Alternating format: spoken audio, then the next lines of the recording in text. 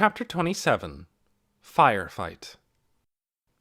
Lena was on the side of the plaza farthest from the river when Tick called out his demands, and Doon yelled, "At least listen!"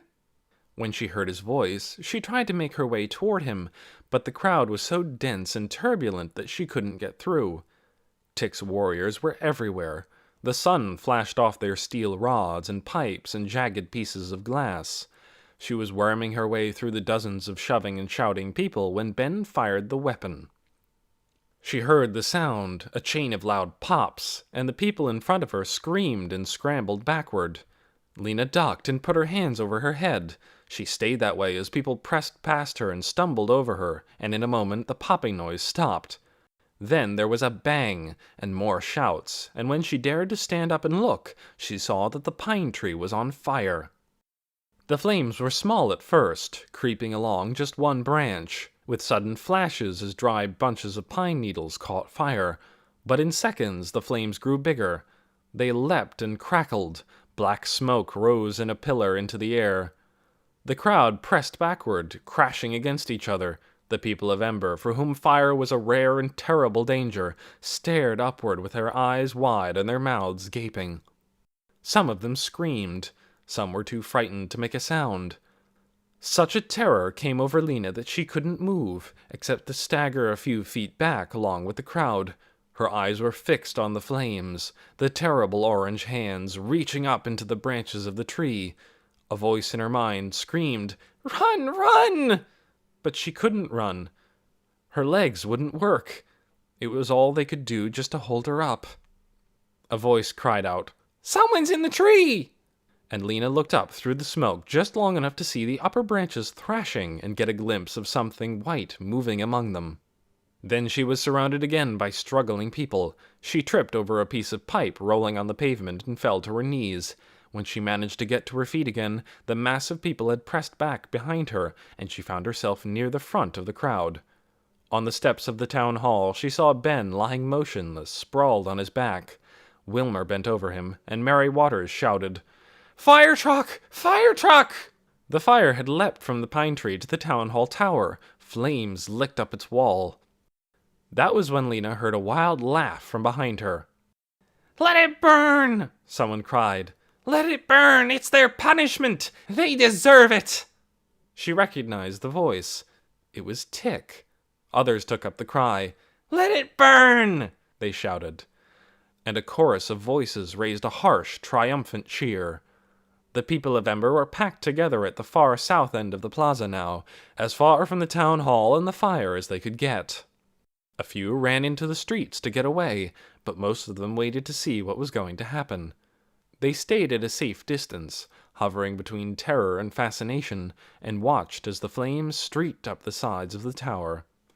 The people of Sparks were running in all directions. Shopkeepers grabbed buckets and ran to the river and filled them with water, but most of the fire was high above their heads, impossible to reach. They flung the water into the air and then stood with empty buckets, watching the tower burn.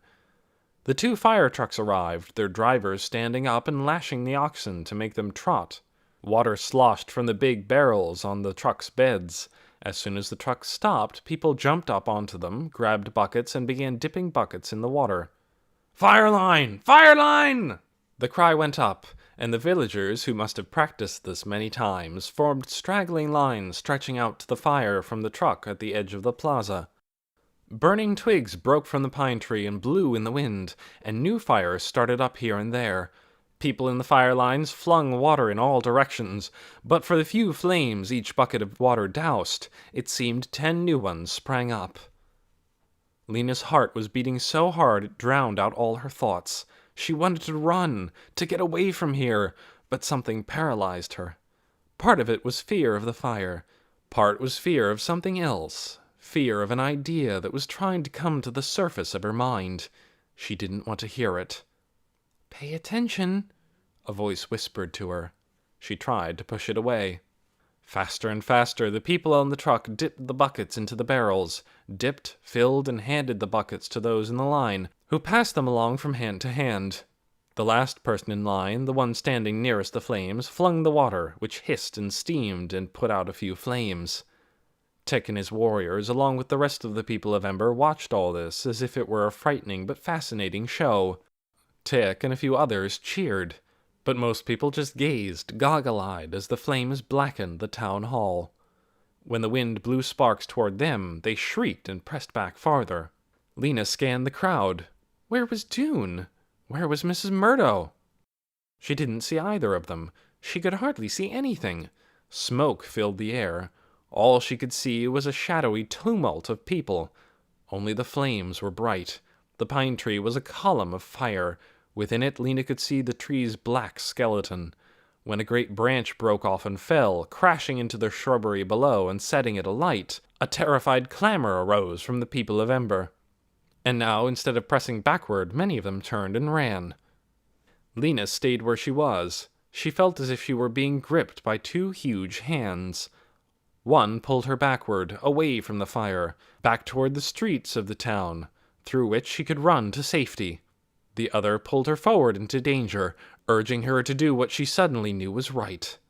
It was the good thing. It was what she'd been waiting for. But she didn't want to do it. I can't, she thought. I don't want to. I'm too afraid. Someone else will do it. Not me. I can't. At that moment, the tower collapsed. Its walls crumpled, the roof caved in, and flames shot up from the hole. The flagpole came hurtling down like a spear. The blackened walls leaned and toppled. And then the fire was everywhere. Flaming branches and tufts of needles blown by the wind landed in the dry grass at the edge of the plaza, and in the trees by the river, and on the thatched roofs of the market stalls. There! Called the people in the bucket line, pointing. There! And over there! The lines twisted around. The buckets traveled faster and faster from hand to hand, and those at the front of the lines tossed the water this way and that, but there were too many fires and not enough people to keep up with them. It's now, thought Lena. I have to do it. I will do it. Quickly then, before she could change her mind, she ran. She ran with a hammering heart, with her head down and her hands in fists. She ran as if fighting a powerful wind, out across the plaza by herself, and when she reached the nearest bucket line, she pushed her way in. Traitor! Shrieked a voice behind her. It was Tick's voice, that voice like a cutting blade. Lena heard it, but she paid it no attention. Traitor! Traitor! Tick cried again, and his warriors echoed him. Traitor! They yelled, jumping backward when the sparks flew too close. Doon got out of the tower just in time. He'd had to almost throw Torin down the stairs and then take them 3 at a time himself. Torin ran off somewhere as soon as he went out the back door, but Doon dashed around to the plaza, staying close to the market stalls, and joined the crush of Emberites at the south end. Panting, he stared back at the ruin he had escaped from. The black spine of the pine tree, the smoldering boards of the town hall. He watched as the flames consumed the building and the tower collapsed. He saw the fire lines snaking among the scattered blazes, and he heard Tick's laugh ringing out over the clamor. Burn! Burn! Yelled Tick, and other voices chimed in with his. Let it burn! Serves them right! For a moment Doon stood there, stunned, his mind a blank. It seemed that war surged around him, but not the war he had imagined. Where did he belong in this battle? Who was his enemy? Where were his friends? Noise and confusion assailed him. His eyes stung. His legs were shaking. And then he saw Lena break away from the crowd and run across the plaza.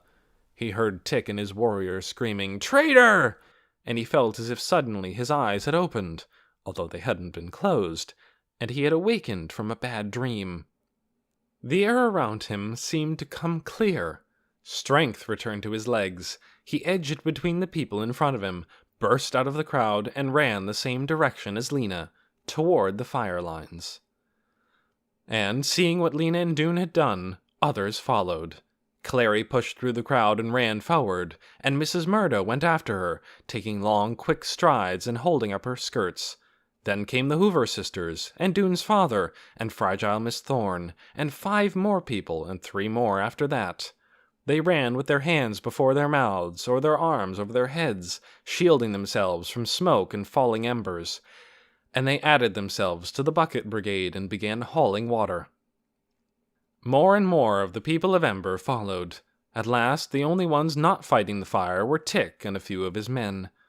Wearing half-stubborn, half-frightened expressions, they clustered at the far end of the plaza, shouting, "Traitors!" now and again, with their useless weapons dangling from their hands.